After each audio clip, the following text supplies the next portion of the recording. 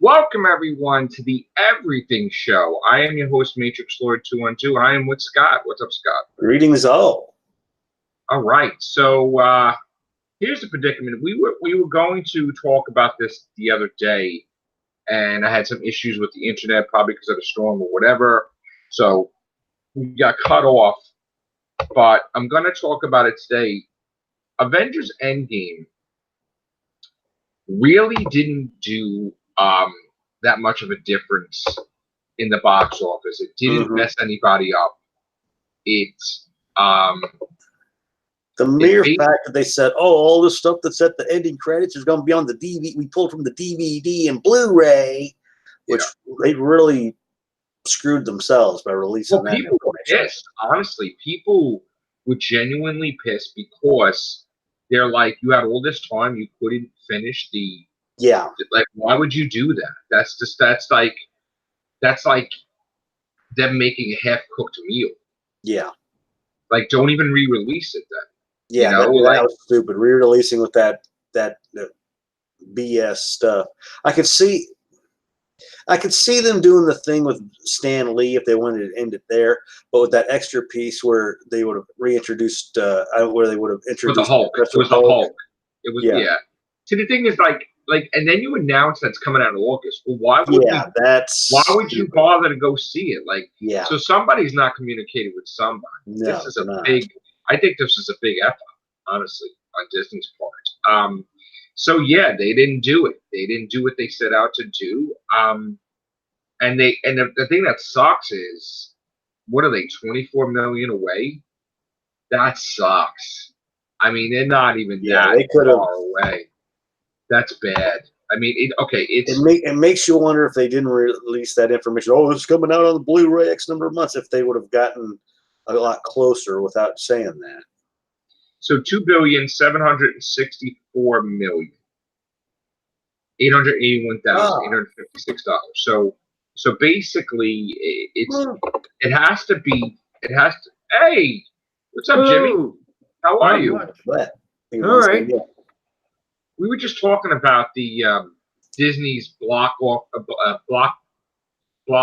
office blunder of re-releasing Avengers Endgame to wide screen, like to more theaters, just to beat Avatar, and they gave us a DVD or a Blu-ray thing that was going to be in the package. Like, they didn't do anything original. They gave us an unfinished product for after credit scenes, and they pissed off a lot of fans because they announced too that Avengers Endgame is coming on Blu-ray in August. So people are like, why am I going to go see this again? Yeah. So they were expecting it to be number one for a couple of days, and it was number 7. So also too, the people at Warner Brothers was pissed because here it is. They have Annabelle Comes Home, which they have the Conjuring universe, and Annabelle Comes Home was the only release, so it was going to destined to be number 1, but it still wasn't number 1 because Toy Story kicked everybody's butt. But so Avengers Endgame, they just it's got enough money already. I don't know. Have you seen it in the theaters or no? In the theater? You've seen it though in general. I mean, you've seen it. I saw it in the theater, but I haven't seen it since it originally came out. Yeah, did you like it? I loved it. Yeah. I mean, it did a lot of money. Never it's the second movie of all time. I know it's close, but this was something we were following for what, 15 years? Long time, man. Yeah. Long time. And they gave it a great send-off. It worked on all kinds of levels. Yeah, I thought so. Did you like that Captain America was with Agent Carter? Yeah, and I liked the only thing I wished was that the Hulk actually became the Hulk that we wanted. Yeah, and not this. Yeah, not the Bruce Banner Hulk. But at one point would have actually gotten so angry that he became the Hulk. And then would If he could turn right back to Bruce when Yeah. what they need, but that never happened. Yeah. It's interesting. They have, like, the Russo brothers have their own philosophy of what went down afterwards, but their ideas quite different from the writers who had Yeah. a different idea. The problem is you have to appeal to the fans of the comic book, and yet you have to appeal to fans who don't know anything about the book. They know who the characters are, but they haven't been following the comic books over the years or anything, and they're probably the majority. And you have to cater to both of them. And that's that's pretty much what knocks video game movies too, is they're wanting to make movies that appeal to the video game goer, but yet they're forgetting at the same time that there's a lot of people that granted, like you said, they're familiar with the characters and the genre, but they don't play it. And that's why a lot of them bomb. And another thing too, you got to be true to the character. Like, there is no way in the comics that Captain America would ever make a deal with the Red Skull to give the Soul Gem back.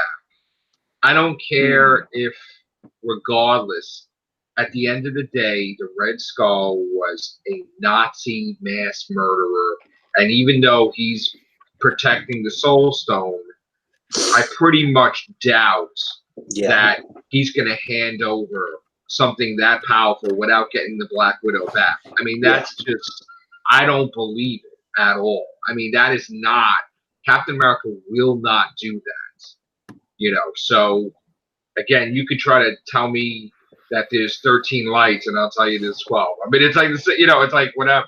It's, I don't know, but.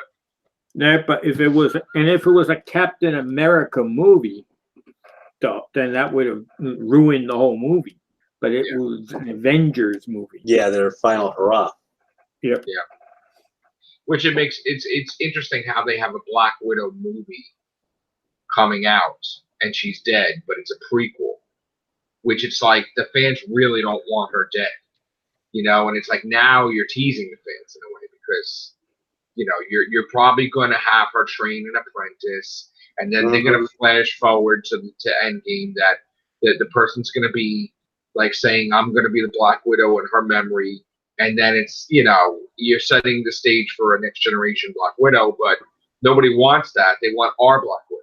You know what I'm saying? It's like they tried that in the comics with all these heroes, and it failed miserably. Like the She-Thor and all these people taking up the mantle of the hero, and nobody liked it.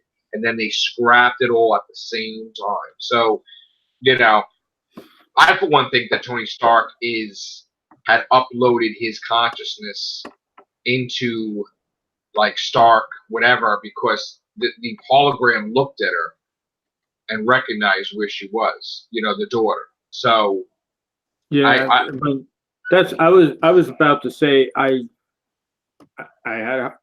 couldn't believe it when Tony Stark died, because I thought, well, maybe Robert Downey Jr. is tired of playing the same role for 15 years, but that he was a big draw for the Avengers movie. Not so much Iron Man, more Robert Downey Jr. The way Robert Downey Jr. didn't want to leave in the movie. His acting is a big draw in getting people to come to the movie. And now, well, he's not going to be in any more of the Avengers. He's dead. Or is he? Well, I didn't mean to cut you off, because what I was going to tell you was that he didn't want to leave. Like, they had this, the Russo brothers said, they went to his house, or they took him to whatever lunch, they showed him the script, and he was not happy that they were killing him off. Like, he, you know, and again, but eventually he agreed to it, but he was not on board with it. You know what I'm saying? Almost as though they leave a back door the way they had him look towards his daughter then. I honestly think it's a money issue. I honestly think that Disney doesn't matter. They just don't want to pay him like $60 million or $70 million or whatever, or they don't even want to work a deal with him. They think, oh, we're going to try to make we're gonna pay these guys cheaper money. Yeah. Because again, it's all about greed. It's like the movie made 2,700,000,000, 64 million, but they're concerned with, oh, I don't think we want to pay these actors 20 million each, which is really, if you think about it, how stupid is that? Because now you're not going to get a movie that's going to make that money because you're not going to get people that are as good as them. That's right. And when they have an Avengers movie and it doesn't clear $1 billion, you'll see in 5 minutes they'll make contracts and these guys will be back. Yeah. So, and it's another thing is, now he's getting too powerful. If we want him to do it this way, and he doesn't want to do it that way, and he'll get his way because he's more powerful now because he's so popular with fans and everything. And we got to kill him now. And he negotiated contracts. He went to Disney and was basically the spokesperson for his cast members, like making sure that Chris Hemsworth and Chris Evans, all these people get more money because he's like, you're underpaying these guys. I mean, basically, Chris Hemsworth made more money doing the Huntsman, Snow White movie than he did for Thor, and it was pathetic. So he said, listen, if you guys want these people to be happy, you gotta pay them. You can't, I mean, come on. This is like in life when a company gets rich, they want to get richer, but then they don't want to pay anybody. Yeah.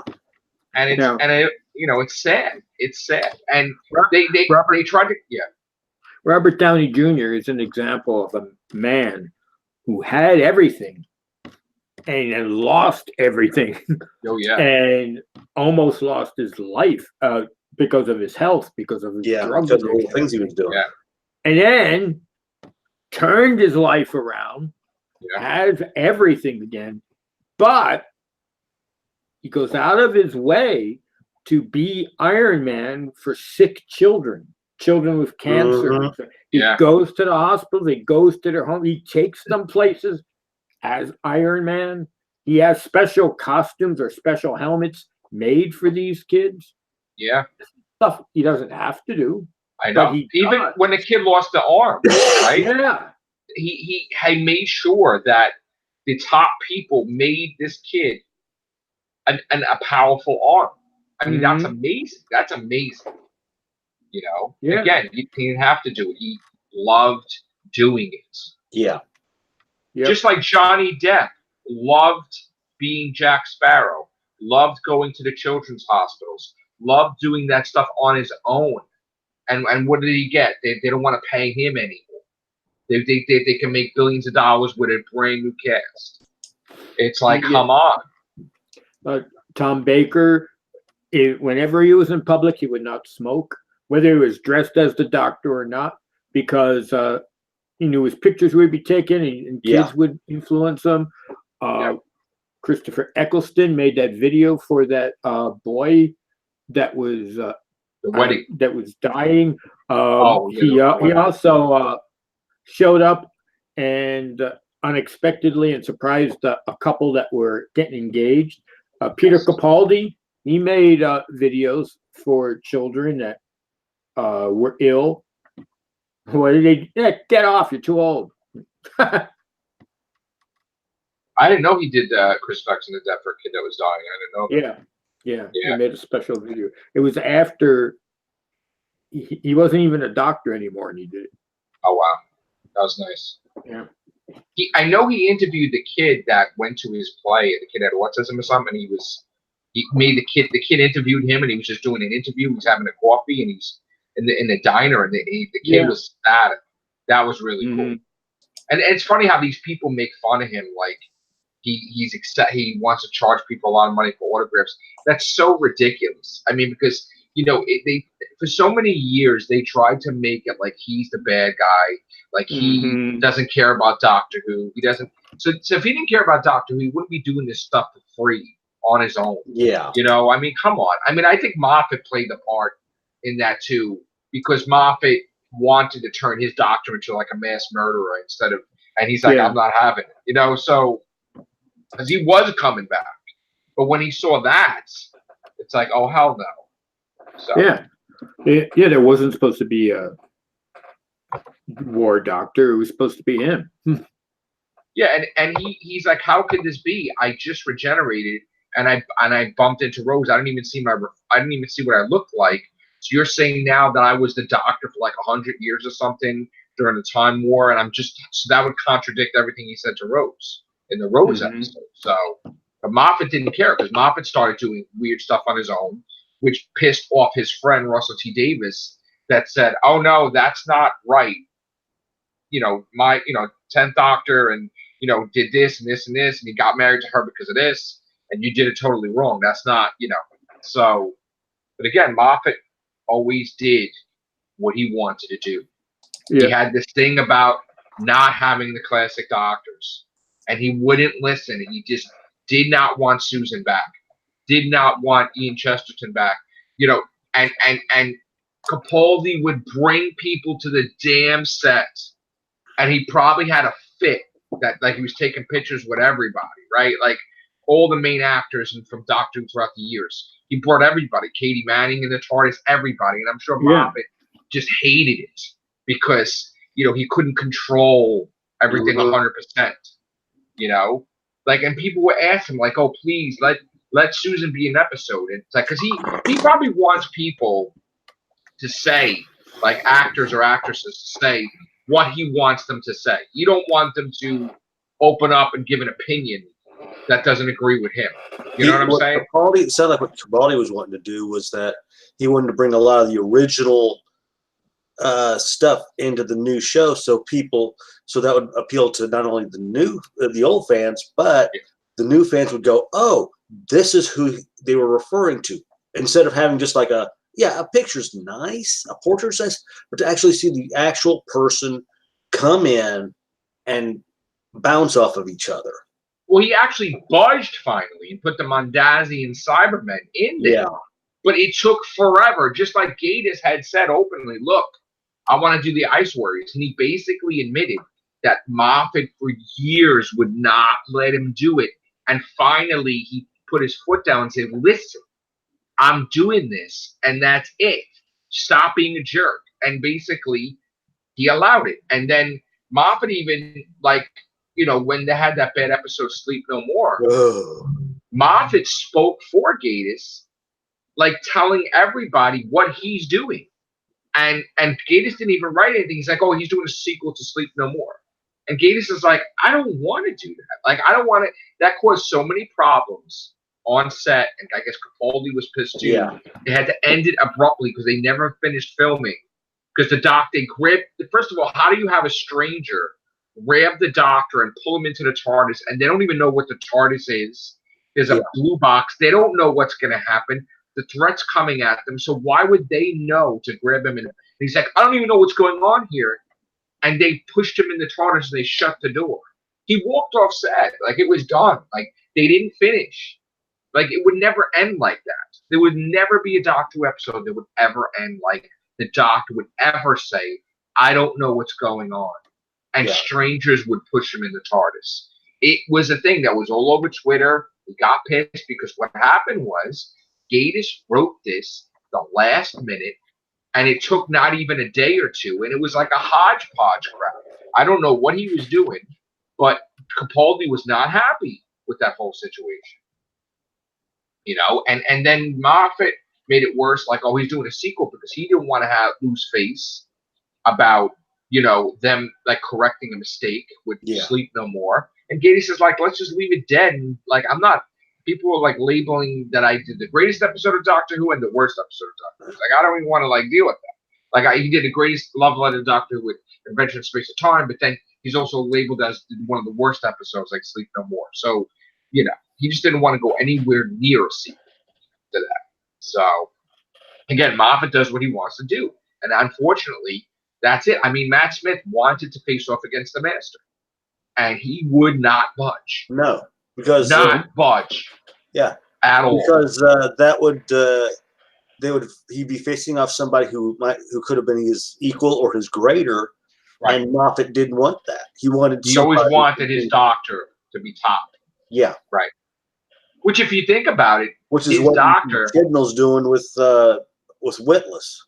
So I mean, but if you think about it, though, his doctor made the choice for the war doctor. Yeah. The war doctor didn't make the choice. Actually, Clara annoyed the shit out of the 11th.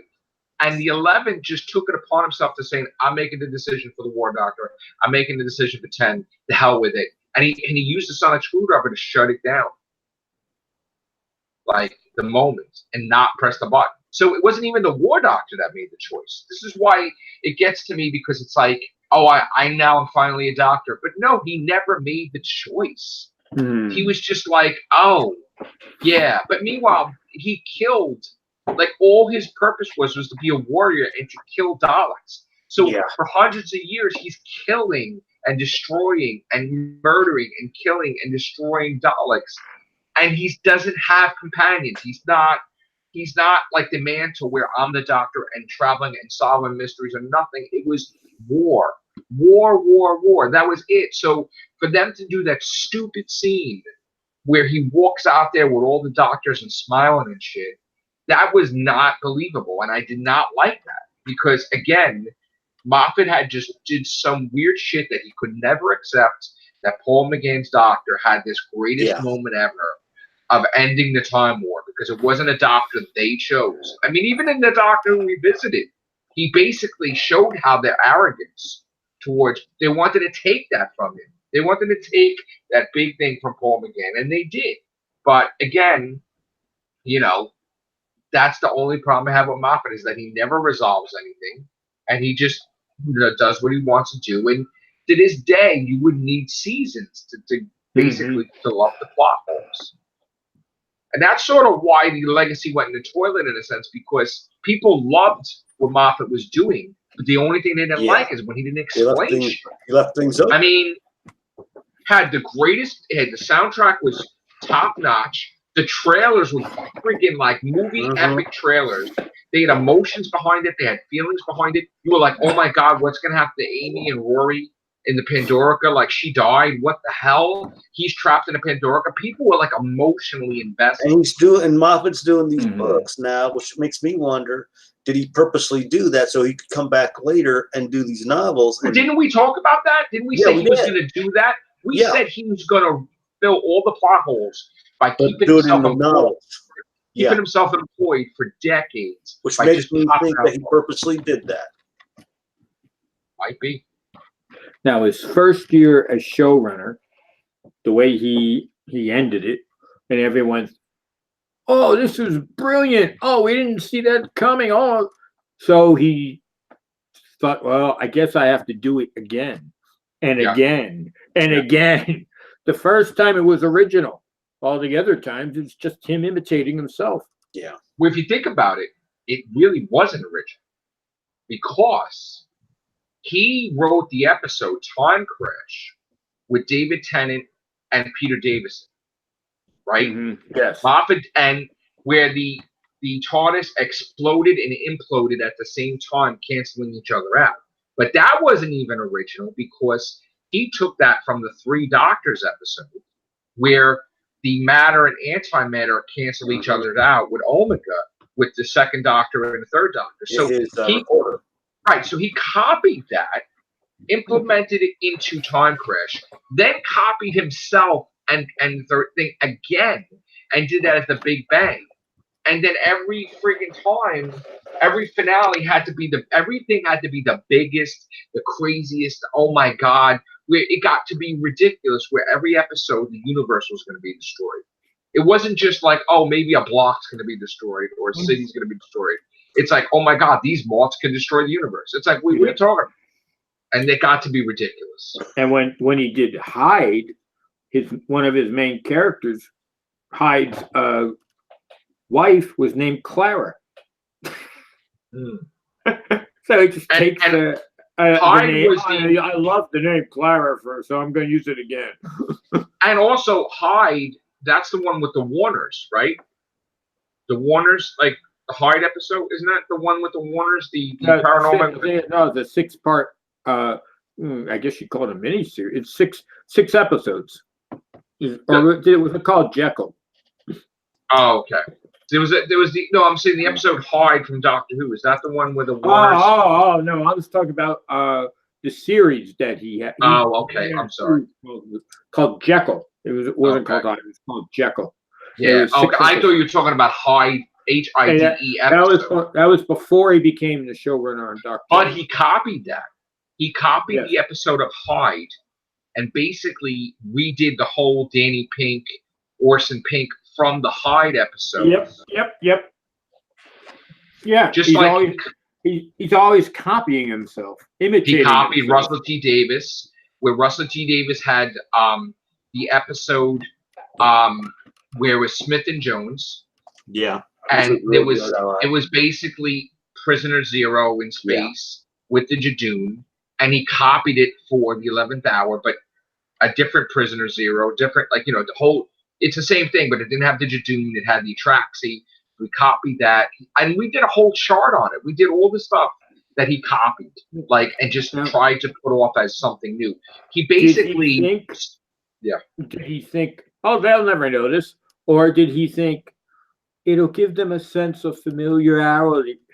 Yeah, which is I why think he figured the modern day companions, which has gotten old. I think he figured we wouldn't notice. Yeah, it was. But I look at City of Death and I'm like, wow, how many episodes did Moffat did from that? He did a whole season, because the Jaguaroff being split into, because of the explosion and being splintered throughout time into 12 different. I think it was 12. They said, right? Yeah. Count Scorleone and all these different things, right? And they did that for Clara, and they also did. That was the first time they mentioned cracks in time, and they did the time loop. And Moffat repeated that. He repeated the time loop with River, with the thing exploding. The TARDIS kept exploding and exploding, and she kept trying to shut the doors and everything. Yeah. And he also copied the cracks from season 5, and he also copied that Clara was split into 1 million copies. So it's a lot of things he took from the classic series. It's very rare if he did anything that was original. Although Blink, I think, was kind of original, but did he really completely do that? Or was his wife a part of that too that we heard? So I don't know, but still, Because that was awesome. Because the gal that was in that was supposed to have been the Doctor's new companion, Sally Sparrow. Yeah. And then I loved Girl in the Fireplace. I thought that was original. Oh, yes. But he copied off it. Like, first of all, it was an accident that the ship broke down and it was killing the people, the crew member, to keep it around. This wasn't that every single ship in the fleet did this. Yeah, it was just that happenstance. So why would you repeat that and say, oh, yeah, this ship did it too in the same class? No, it's not. And then Capaldi's doctor didn't even remember Madame de Pompadour, which you could say it's from regeneration energy, wasn't complete or not. I don't know, but, still. And I know we're talking about Doctor Who on the Everything Show, but you know what? This is the Everything Show, so we can talk about everything. And there's nothing to talk about on right. the Real Whovians anyway. So yeah. So we get messages, Scott. Will people send us messages? I haven't seen anything. Let me go over there. You know what it is, and I do apologize to everybody, but when we're talking, it's very hard to me stop to talk and look because it's disrespectful to these guys. We're doing a live, That's why I have to have somebody look at the comments for me because it's not right, I know we're jumping around. We talked about Avengers Endgame. We talked about Doctor Who. Anything, Scott? Nada. It's still clear, and it's showing that there's like 3 people inside the room right now, which I think is counting us. No comments, right? Okay. Yeah, nothing. There's just us 3. Okay. Again, if anybody did comment and I missed your comment or I wasn't paying attention, I do apologize. I will catch you later. Maybe we'll do, whatever. So other than that, how you been, Jimmy? You doing okay? Yeah, I don't know if you can tell on the camera, but I lost tons of weight. Wow, very good. That's a good thing, right? Yeah, it's a good thing. I'm now a 38-inch waist. Wow. 2 years ago, I was 52. Damn. Wow. Okay. So I'm a 38-inch waist. Been losing tons of weight since January, doing what I've been doing for 2 years, low carb, high protein. But since January, it just kicked in. I've got these brand new leg braces. Got them 2 Mondays ago, made out of Kelvor. rather Oh, than Kevlar, plastic. like that Punisher thing that would protect you from like bullets and stuff. Yeah, Oh, and it's a prototype leg brace. I'm the first one in Seneca County, New York, and in Ontario County, New York, to have it. So they're calling me every day, asking me how's it working, and it's working great. I can lift my feet off the ground when I walk. Before I dragged them. wow. Before I needed canes in both hands. Now I can do short distances with just one cane. Wow. The goal was to get to one cane, but we think the goal is to try with no canes. It'll take a year or so, physical therapy, and so so I'm doing well. I go back on the 8th, on Monday the 8th, to have them look at the braces and see how I'm doing.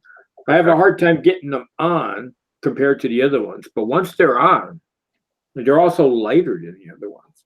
They're lighter. Well, I figure they would. They're Kevlar. Yeah, they're lighter. They're designed differently than the other.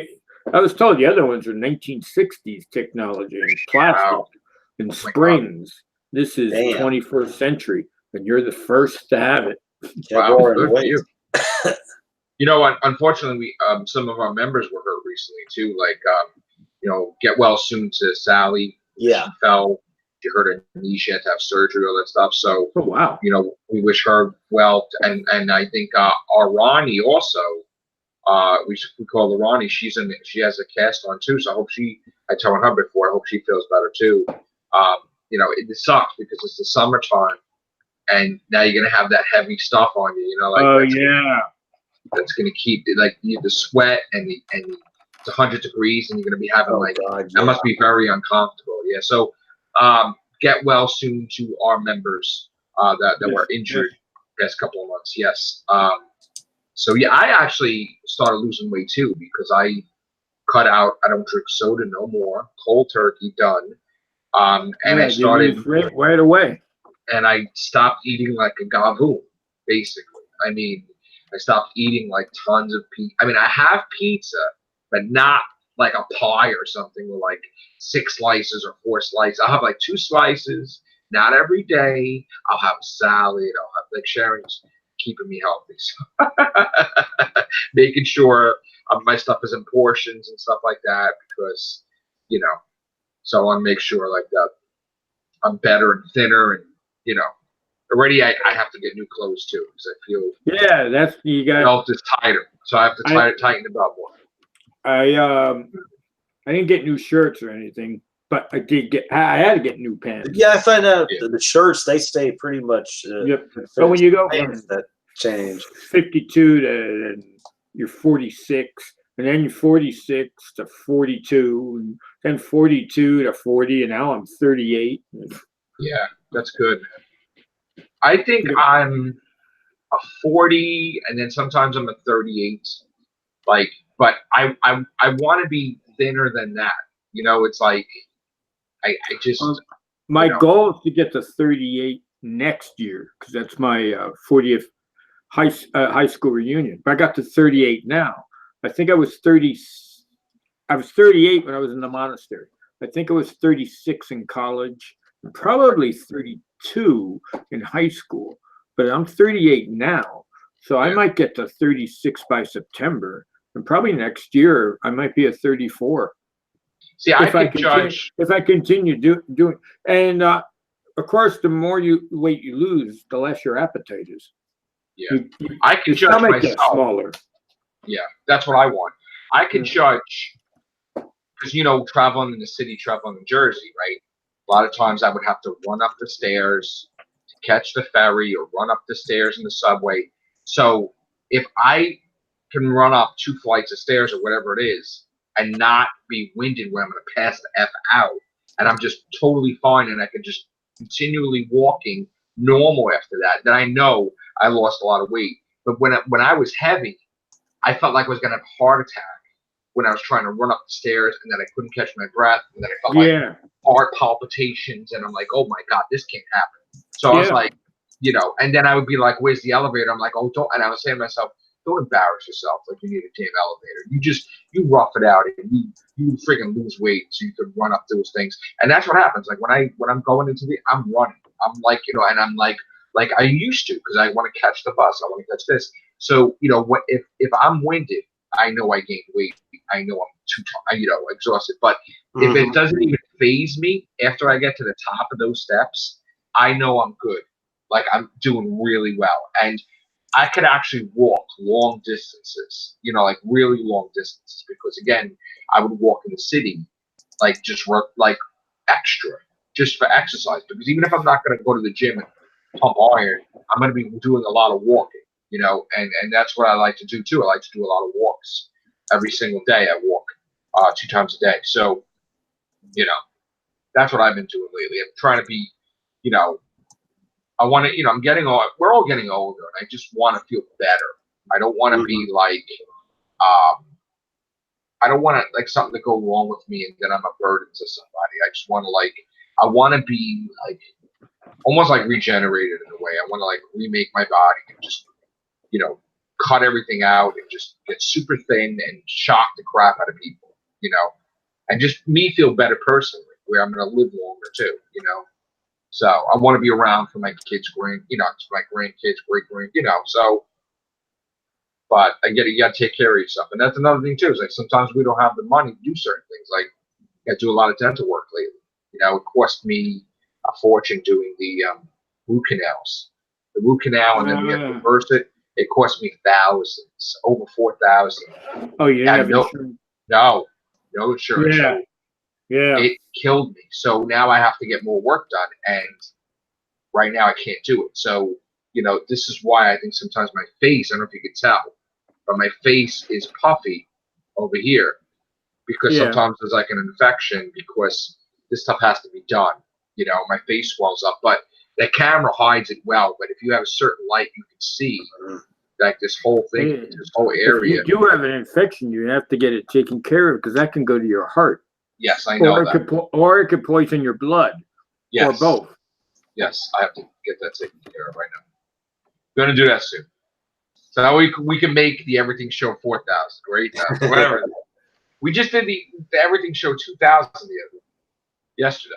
Wow, 2,000. Yeah, this is 2001 right now. But it's just, you know, it's so weird. No, it's 365 days in a year. So we do. Well, listen, there's no Doctor Who news. Yeah, so we got to wake up it somewhere. We're doing everything shows, and sometimes we are doing like 4 everything shows a day. Sometimes. Yeah. I mean, we'll be ready to go to bed, and something will break. Joe's right, another cast. Right. Yeah, and I'll be like, oh my god, you know, Real Whovians assemble. We got to do that because that's what we are, the Real Whovians cast, but in the everything show. It's like okay. So, but yeah, that's you know what I'm proud of it because you know not everybody can say they did 2,000 podcasts, and this is not just one. We have the Real Whovians cast that has 1,582, Scott, or something like that. I'm gonna have to look that up. Yeah, 1,800. I mean, 1,500. So we're nearing 1,600 for the Real Whovians cast. 1,600. So we're doing thousands and thousands of casts that. I really believe we have the record. Like, I don't think anybody comes close to the amount of podcasts we have. But, again, they'll never give it to us because they don't have a category for that. If they do, they give it to someone in England. So they give it to somebody that... Mr. Trilby Reviews this morning. They'll give it to people who have millions of subscribers. Yeah. You know. Like, even like, you know, nobody tries to recognize us for anything with Doctor Who. It's like, oh, they're American. And it's like all these other things too. It's like, you know, we have thousands of videos on it. It's like, you know, but whatever. So, you know how we talked years ago, Jimmy, about how, like, we said they probably got the missing episodes or that somebody has it or they found the missing episodes, Doctor Who, like, yeah. Right, you know, like it's all bull crap. Like somebody they have it, or it's taken them years. I'm telling you right now, like I'm pretty sure we're gonna find out about Marco Polo very soon. Really? I think so. Look, we got the announcement of the faceless ones. Yeah. Right. We're gonna get an announcement about Marco Polo. I think. You know, I don't know if they'll do it now, because here's the thing. Now they're saying that Jodie Whittaker's going to have a Christmas special this year. So in other words, they're going to try to, because see, here's the thing, right? Remember we were saying that if they do an episode past January, they're violating the Dalek contract. So she's got to do an episode New Year's no later. So I'm telling you right now, if there's a Christmas special, you're going to have a Dalek adventure. There's going to be not that has not a Dalek adventure, but they're going to have the Daleks in it. Yeah, one Dalek in it. Yeah, mention it seconds. No, not mentioned. They're going to have it in there. You watch. They'll have it in some way, shape, and form. They'll go, oh, there's a Dalek. Oh, right. No. And then that's all they say. Except for the people who review it, who's going to watch Doctor Who the series 12? Well, I tell you, I went all day looking for Doctor Who stuff. There's nothing. I watched series 11 and I was bored with every episode. Yeah. That was my main complaint. They were boring. I was watching them not late at night. The last two, the season finale and the one and the New Year's special, I was watching them. I think 2 in the afternoon Eastern Standard Time.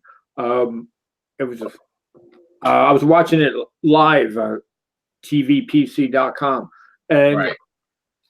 the New Year's one, I fell asleep 3 times. You didn't miss it. And in the finale, I fell asleep once. And the thing's just boring. And I thought, I'm not going to.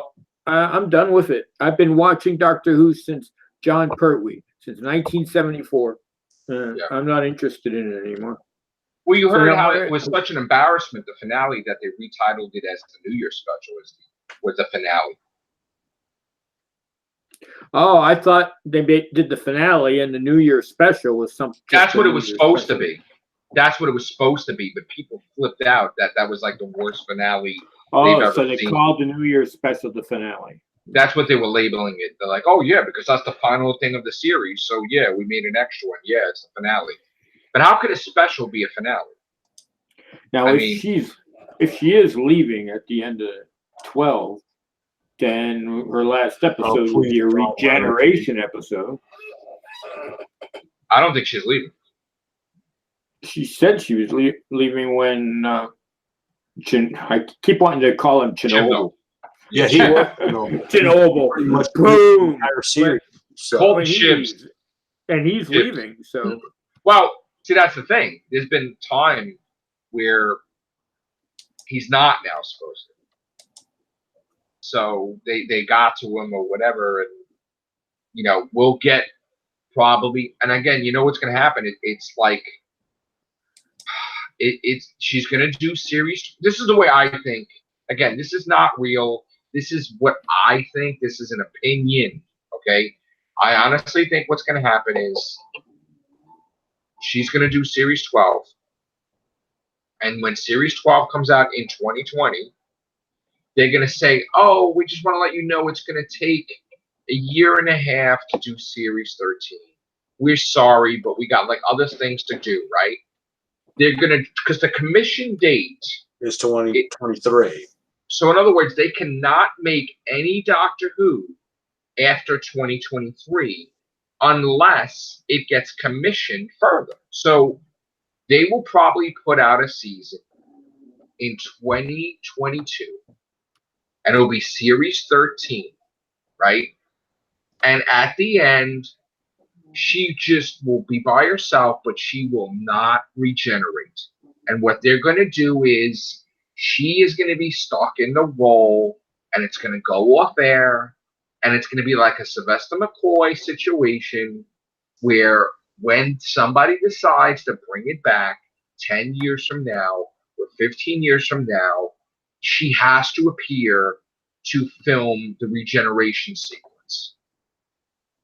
And that's what's probably going to happen, because the thing is, they don't want to invest the money, I don't think, because in getting a new TARDIS console, a new sonic screwdriver, a new composer, a new showrunner, it's like a new doctor. They have to spend tons of money to try to get a new doctor. There's like all this stuff they have to do. They have to have a whole new writing team because the new guy doesn't want to use anybody else or whatever. And that's always happens.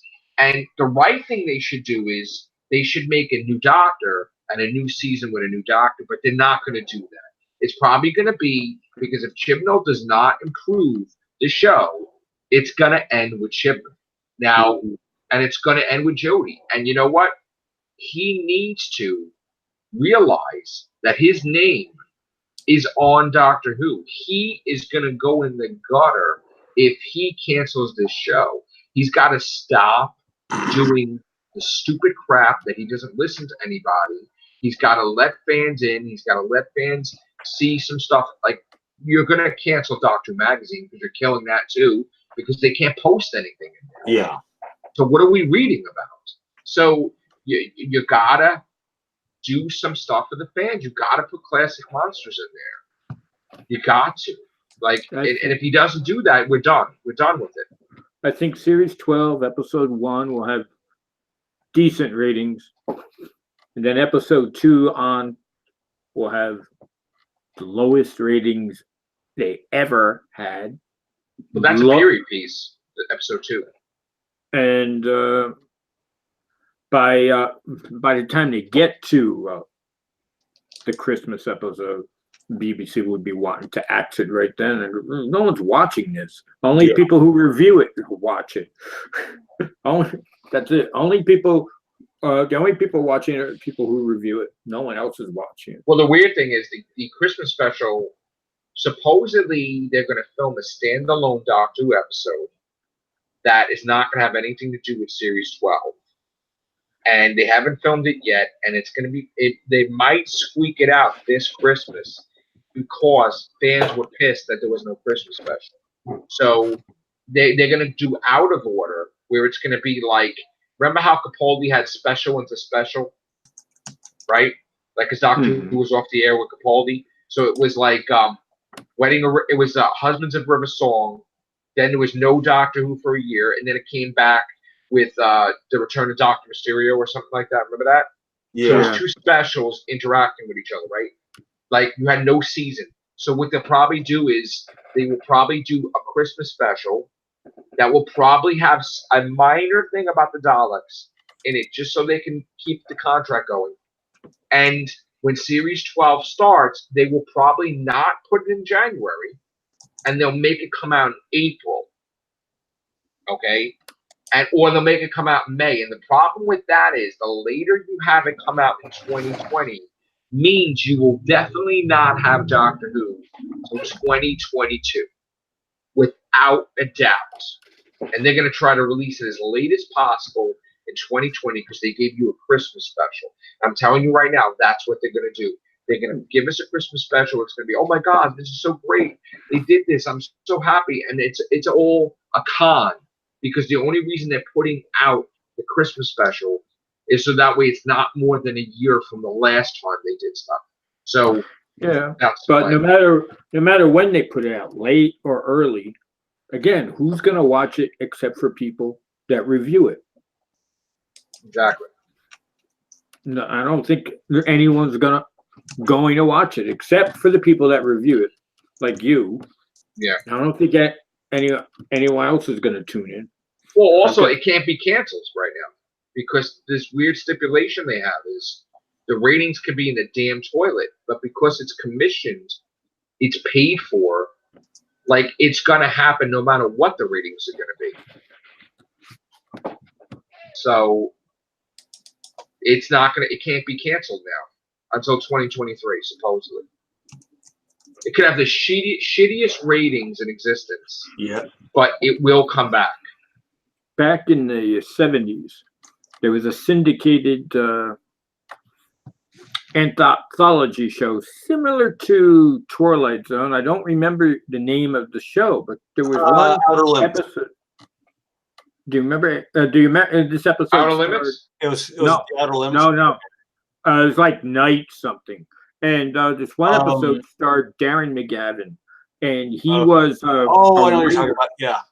He was a writer for a science fiction television show that got canceled, and it got canceled before there were people on a planet and they were searching for something, and it got canceled before they found what they wanted. Well, these aliens are so many light years away that they're just now receiving the transmission. And they come to Earth disguised as humans to get, and they pretend to be TV producers that are resurrecting the series, and they want him to write for it to finish it. And he was an alcoholic by then. They cure him of his alcoholism, and all they want is those episodes that they finish it with the original cast, and they take the tapes and they go back to their planet, but no one on Earth knows that they're aliens or where this is going to air. But Darren McGavin's character kind of figures out what happened, and he says that their planet is a binary planet, and it revolves around, and then every 50-some years it meets up with the other planet. And they identified with the series because they were searching for something which to them would have been the other planet, but they never got there. And they came and to have the series concluded. That would be something if that happens, or aliens come and you've canceled Doctor Who, and we want you to finish it. And go, we did finish it, but it was the Sylvester McCoy Doctor. No, years later. Jodie Whittaker, yeah. Funny. I mean, everything else is coming back, right, Jimmy? I mean, they're bringing everything back. They brought the Twilight Zone back. And I thought, what? That was a children's shows and Saturday morning that no one really watched. It was canceled after 6 episodes. They're bringing that back, like Dinah Girl, Electra Woman, and Dinah Girl. Was that Krofft Superstar? Was that Krofft? Yeah, that was in the 70s. Yeah. Electra, I think that lasted 6 episodes, and then it became something. Because there's like a look back on the gal who played Dinah Girl. Bob Denver was in the astronauts or whatever it was, right? It was called Lost Space. Yeah, Don Nuts or no. Bob Denver. Bob Denver. He was in the Lost Space Nuts. Space Nuts, right? It was. Yeah. Yep, and then there was Space Sauce. Let me look. There was one with Jim Neighbors and Ruth astronauts. Jim Neighbors and Ruth Buzzy were astronauts that landed into caveman times. Well, weren't they robots? Yeah, the Lost Space Saucer. That's the one you're thinking about. And the gal who played the babysitter, she would go on to voice several of the voices in the. Let me go get it. The heavy metal movie. Oh. Every time I think of that movie, I think of Lou Reed. My name is Mock, and thanks a lot. I can't remember the name. The movie was heavy metal, wasn't it? The heavy metal. This was the cartoon. The original, not that 2000 waste. No, I didn't see the 2000 or even know. I was thinking of the original. That was atrocious. Also had the voices of Harold Ramis and John Candy, and I'm not sure if it was Harold Ramis or Eugene Levy, or all 3 of them. It had them all. All 3 of them. Yep. And hold on. Lou Reed. My name is Mock, and thanks a lot. Hold on a second. Let's see. Sigmund the Sea Monster. Yep, I remember watching that. Wait a minute. Yeah, Electra Woman and Dinah Girl was here, and then there was oh Jesus, DVD just flew out of here. Wait a minute. Sigmund and the Sea Monster, H&R Puff and Stuff, The Boogaloos, Lidsville, Land of the Lost, Far Out Space Nuts. Yes. Far Out Space Nuts. That was some. That's Bob Denver. Was that was Bob Denver? I think so. Wait a minute. Hold on. Oh no! Wait a minute. No. Wait a minute. Oh wait a minute. I think Bob Denver. Yeah. Bob Denver was in Far Out Space Nuts. Yep. Yeah, because you know what it is? There was a thing about they were going to lunch and they pressed. You Yeah. thought it said Yeah. lunch and it was launch. You actually hit the And it was like Gilligan's Island in space, where Yep. just Gilligan and the skipper. But it wasn't the skipper. It was this. The guy was like the skipper, but he was the captain. Well, not the captain. They were both maintenance guys, I think, right? Yeah. He was the boss. And then the hold on, the Lost Saucer. That's the one with. Yep. That's the one you're talking about. Yes. And then there was Wonderbug. Yep. Magic Bongo, Bigfoot, and Wild Boy. Oh God, that was odd. Yes. And Richard Pryor's Palace. I've never seen Richard Pryor's Palace. Richard Pryor's Place or Palace? Pryor's Place. Yeah, I don't remember seeing that one. Yeah, he's got the he's on there. Yeah. Yeah. Yes, I have this. Okay. I'm sorry. I was a kid and used to watch this stuff, and my favorite thing was Land of the Lost. That definitely yes. Yeah. Which I'm happy to announce that they are putting their own money into bringing a serious version of Land of the Lost movie, not a comedy. I still like the original Sleep. Never watched the Will Ferrell in the remake in the 80s. That was horrible. 90s. The Will Ferrell one is horrible. Oh God, yes. I'm still yet to go back and watch it all. I just have nightmares with them. It's bad. They ruined it. Yeah. God. Yeah, I forgot. I got this years ago, but this you can't. I don't know if you can find this anymore. I don't even know if they sell this anymore. Do they sell this anymore? I have to look. I don't even know. The World of Sid and Marty Krofft. Ruth Buzzy's still alive, right? I think she's still still alive. Oh, she. I thought you meant she's alive. Ruth Buzzy, right? Yeah. Yeah, she's alive. I got her friended on Twitter or Facebook. Yeah, she's still So yeah, well, I took that DVD out of mothballs. Jesus. In this, what was the one? The sea monster was the one they found at Genie Land, right? No. And then Sigmund and the Sea Monster. There's no genie lamp in there. No. Didn't he find a genie? No.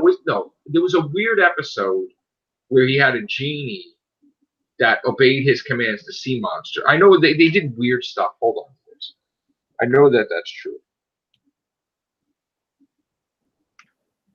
But they only show one episode of each thing. How many? There was a lot of episodes, right? Yeah. Of each thing. Wow. Yeah, I'm finding it on Amazon. It's like for $70. Look up, Scott, if there was a genie thing with the Sigmund. At the same time in the 1970s was Saturday morning Star Trek. Yeah. Back then it wasn't called Star Trek the Animated Series back then. It was just called Star Trek. Wow. Yeah. Sometimes it's good to bring stuff back, like fix things like Land of the Lost, but sometimes it's not, like when they kept trying to bring back The Prisoner and they kept ruining it. But I think they're trying to do it again. Yeah. Prisoner. They put a comic book out. Yeah, I did hear that they're trying to make another Prisoner movie again, not a TV series. Yeah. 4, 6. The TV series, I couldn't. Part way through the third episode, I stopped watching it. This is not The Prisoner. Yeah, and they brought the Twilight Zone back, which the first episode sucked. They brought it back many times. Yeah, I know. This was like, what, the fifth? Is this the fourth or the fifth incarnation of it? I know. They did bring it back multiple times. And I remember my dad many times, and they also brought it back as a radio play where Stacy Keach was the host on the radio play. And a movie. I went to the movie. Yep. Big Finish put some audio dramas out, too. I was about to say. I thought so. You know what I didn't know, Jimmy? I was looking at this thing on YouTube, and they were saying that Airplane was another thing that they purchased from the 30s or 40s. Oh yeah, yeah. Airplane. They purchased the rights to the movie so that they can then do the parody of it. And I can't remember the name of the movie that they. If you go to Internet Movie Database, it'll tell you in the trivia. But then you could. There's on YouTube, scene by scene comparison. Yeah, and it's shocking, believe it or not, that I didn't know that. I'm thinking, oh, this is original, and it really wasn't original because stuff was done before that. Yeah. Sometimes it's the same dialogue word for word. It's just how they treated the dialogue. Yeah. So those guys will look like geniuses, right? Was it that they did Airplane? Meanwhile, they took it from something else. But 10 years earlier, they did Kentucky Fried movie because they were the Kentucky Fried Theater. Okay. That was 10 years. They didn't make a movie in 10 years. And in one of there's a sketch where the guy goes to the theater, which in the movie is shown in Feel Around, and where the usher stands behind him, and anything that happens in the movie, the usher makes sure the guy feels. Now, all you hear are the voices of the actors on the screen, but you don't see them. But one of the voices is Leslie Nielsen. Oh. Yeah. Police Squad and Naked Gun. John Landis directed it, Kentucky Fried Movie.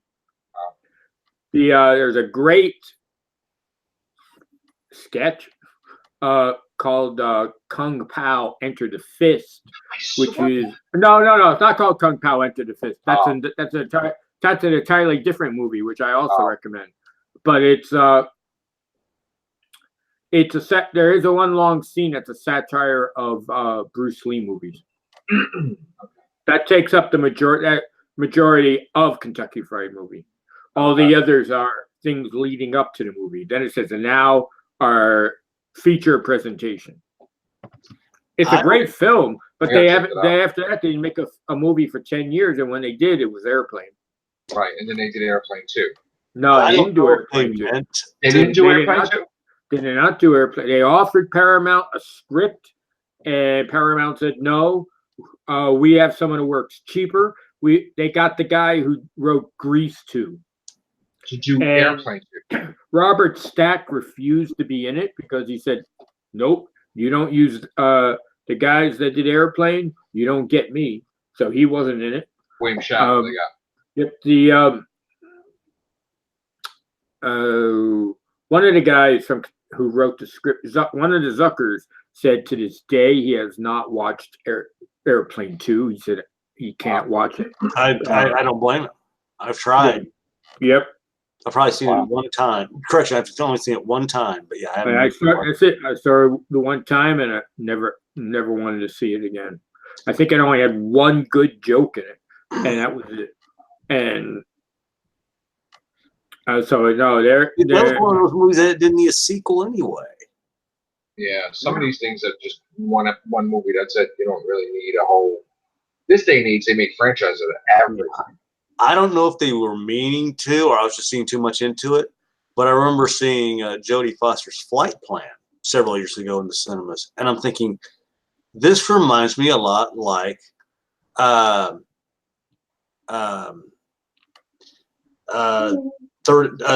Lady Vanishes. Just put in a plane form. Like I said, I don't know if they were if that was meant to be a. I always wanted to see that movie. I never got to see it. Like what, Flight Plan? That's the one where she has a kid and then nobody knows she has a kid. It's like got erased from existence or some weird shit like that. Good. It's a good movie. I like shit like that. I was watching it and I thought, man, I don't know if they meant to make this a remake of The Lady Vanishes, but I'm literally seeing shot for shot. Wow. Because my dad had gotten me these two videos, the 39 Steps and that one as well. Okay. And it's like I'm watching it, I'm going, I can see this, I can see it from that movie, I can see that from that movie. Yeah, they copy sometimes. Yeah. But no, like, I mean, I didn't know that there was a thing. You actually felt that they must have made a remake of that movie. So I didn't know that there was a thing before Cannonball Run. but like that was that movie, right? There was Yeah, yeah. There was Gumball Rally, which I went and saw inside the cinemas, and that's one of my go-to movies today. I love. And then what was after that? There was another thing like Gumball Rally, or was it just no? That was the only one. It was Gumball. And they did Rally. Cannonball Run. That was it. They did Cannonball Run, Cannonball Run 2. Yeah. Then they did the thing called Speed Zone, which was like a low budget.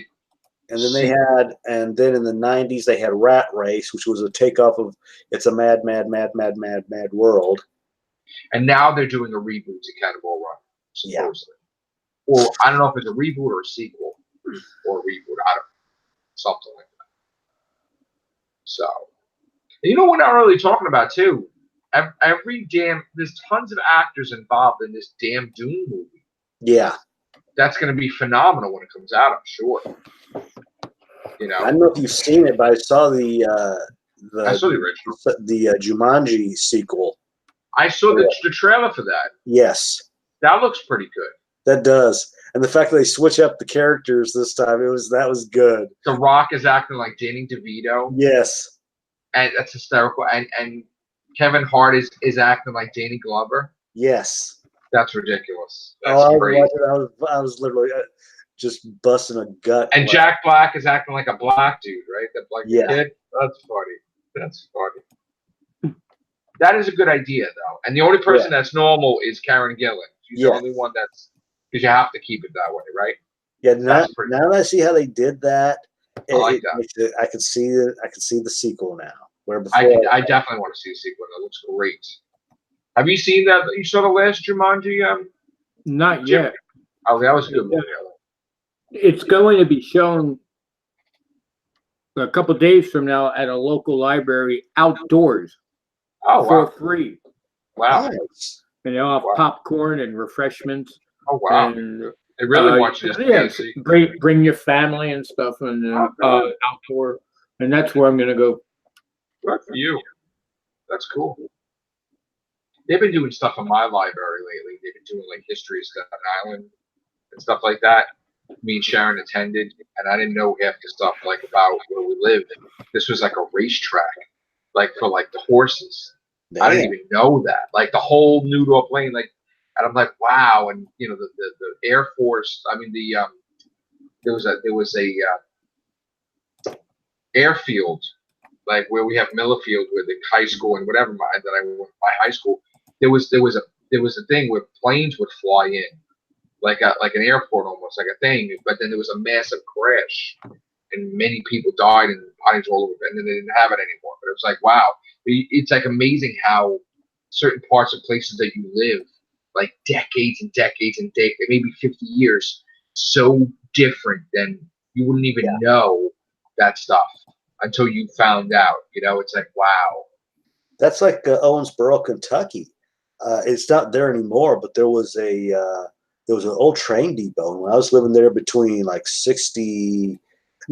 between 73 and 75, right? It was a pizza joint called Union Station. And a couple of things I remember is, unless as a kid, you remember things differently, but they had these old screens near the front, and like they pull out during school, and they'd have like black and white Keystone Cop things. And there was one, I think I've stated this before, there was one Halloween around that time. Right. So back then it would have been like the whole Boris Karloff, Bela Lugosi type of vampire and all that. There was a guy dressed up like a vampire, and I'm like 6, 7 years old watching this guy like, okay, you're not getting anywhere near me. It's so crazy how they're gonna try to remake all that stuff.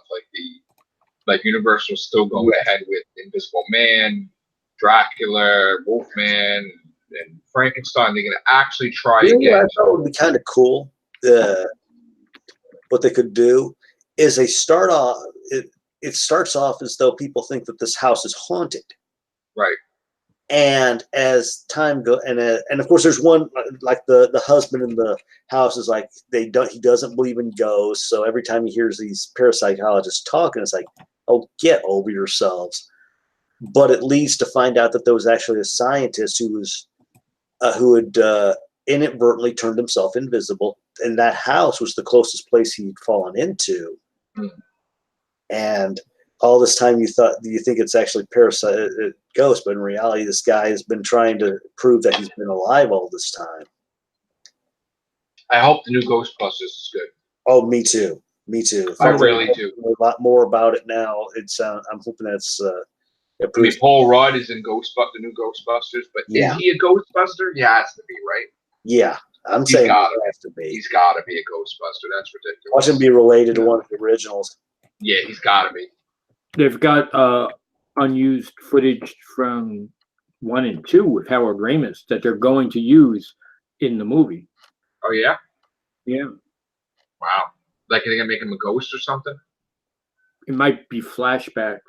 I don't know. Okay. It'll probably be flashbacks. Yeah, I'd see more like flashbacks. Wow. I hope it's good, man. That's all I'm going to say. I really hope it's good. Who knows? Wow. That farm scene that we saw in the trailer, that might be the Harold Ramis stuff, to where that's where he went to live and all that. And They find it. Aykroyd is a lot to apologize for, because he produced the reboot or whatever it was, and he was very heavy in promoting it and saying what a great film it is. And then he bashed it like crazy. Yeah, when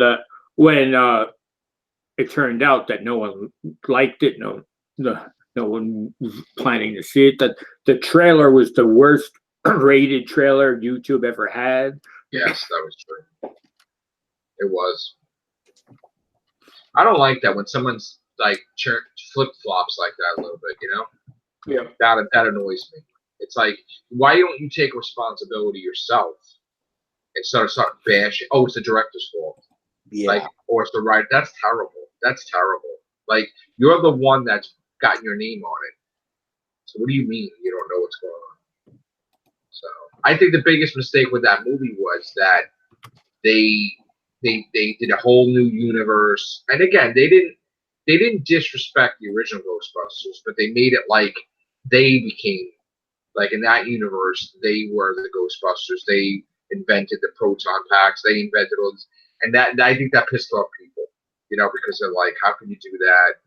Yeah. You know? They made it like they are the Ghostbusters. The other Ghostbusters never existed, yet they had the cameos from the original Ghostbusters to remind the audience of the original Ghostbusters when they were trying to say, no, that those Ghostbusters don't exist. We're the Ghostbusters. That's the popular thing. The popular thing is, I don't think they had a script. I think Feig said, here's what we want. Now go be funny, and we'll film it. Oh, yeah, okay. That's it. Next. I mean, the problem is, like, everybody is taken by this multi-universe theory, string theory, and every damn franchise is getting involved with, oh, this is just another universe. Like when they did the Halloween thing. Oh, well, you know what? Just think of it as another universe. Mm-hmm. Oh, Chucky, just think of it, even though it's a reboot, it's another universe. Superman Returns, yeah, Superman 1 exists, Superman 2 exists. Don't think that Superman 3 and 4 existed in this universe. It's just Superman Returns is after Superman 2. So just picture that. So, like, everybody, this is becoming so crazy because now this gives the writer and the director opportunities to just, like, erase sequels that they didn't like, and then create their own universe. But see, the problem I had the problem with Halloween, where I said, you know, why are they erasing Halloween 2? Halloween 2 was excellent, right? Mm-hmm. And then what did they do? They tried to kill Michael Myers the same way at the end. Like, they burned him, like Halloween 2, right? So I'm like, please don't tell me that the sequel reboot, they're going to start in the hospital, because then that's going to be a copy of Halloween 2, you know? And if they do that, that's really effed up. Then it's pointless, you know? But we have a whole generation, honestly, that didn't see that. That's why they're getting away with it, because there's the whole generation, they think it's all new to them. And they're like, this just as cool. And it's like, wait, did you see the originals? You know, so that's that. And now we're gonna have RoboCop 2. Yeah, and I saw they're trying to get a lot of the original, where they erased, like in particular, the original suit. They erased the original RoboCop 2 and RoboCop 3, and this is a direct sequel to the first RoboCop. And they did ask Peter Weller, and he said no. So, but he's in his 70s. I mean, Yeah. where's he? He's not going to put the suit on. That's insane, you know. Yeah. But he did. Didn't he do the KFC commercials, or that wasn't him either? Sounded like him. The RoboCop and the KFC commercials. I don't remember. I don't remember. I don't know. There was RoboCop dressed like Colonel Sanders. I don't remember that. Oh, and it sounded exactly like Peter Weller. I don't know. There's a Peter Weller movie that at the end said that there was going to be a sequel, but never happened. It's Buckaroo Banzai and Adventures. Yes. In My dad took me to see that. Theater. Because that's one of the things I keep pushing with the new Netflix Cowboy Bebop. I said, at least come the second season, try to do that as a possible spinoff from your Cowboy Bebop, because that'd be kind of neat having those two appear, whether it's a reboot of the that or it's taking the original characters and updating them. Either way. Unfortunately, we got bad news today that there's going to be a Gremlins prequel. Yes. That's going to be animated. And Scott, remember we were talking about this, and I said, please don't do the young adventures of like a teenage Gizmo, and the old man is like a teenager, and that's exactly what they're doing. That's exactly what they're doing. It's like, oh my God. Terrible. So, all right, guys, we're gonna get out of here. It's late. All right. Thank you, Jimmy. You're welcome. Nice to be here. Thank you, Scott. You're welcome. All right. This is Everything Show 2001. Take care. Bye for now. Bye-bye.